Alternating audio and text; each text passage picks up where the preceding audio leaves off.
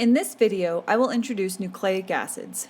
Nucleic acids were named for the discovery of these molecules in the nuclei of cells and the presence of the phosphate groups, which relates to phosphoric acid.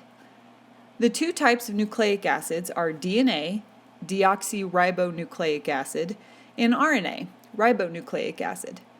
DNA stores the genetic information of an organism and passes that information from one generation to the next. RNA translates the genetic information contained in DNA into proteins needed for all cellular function. Both DNA and RNA are long polymers of nucleotides.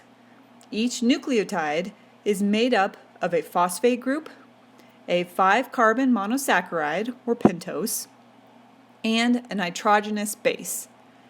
In DNA, the pentose is the 2' deoxyribose that we saw during our carbohydrate discussion, where the hydroxyl group is absent on carbon 2 of the ring.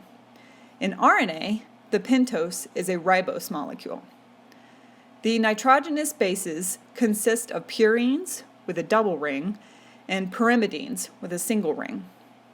While adenine, guanine, and cytosine are present in both DNA and RNA, the pyrimidine thymine is found only in DNA, and the pyrimidine uracil is found only in RNA.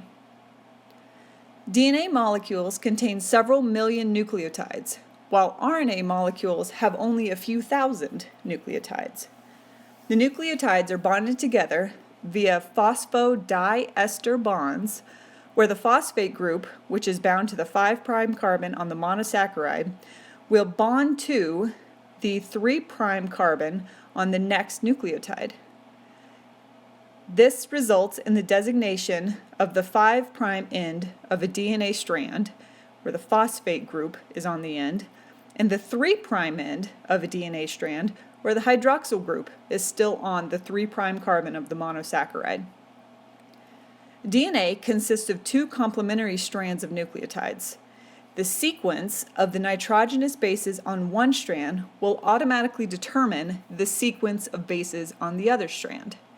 The bases always align such that a pyrimidine derivative can hydrogen bond to a purine derivative. Guanine and cytosine are a base pair and will form 3 hydrogen bonds with one another. Adenine and thymine in DNA and uracil in RNA are a base pair and will form 2 hydrogen bonds. This is called the ATGC rule.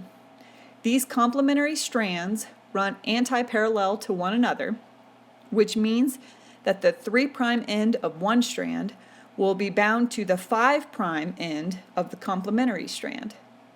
The hydrogen bonding between the base pairs will form the double helix. One full turn in the double helix is comprised of about 10 nucleotides. Once the DNA strand has been replicated by a DNA polymerase, it interacts with specific proteins in the cell called histones.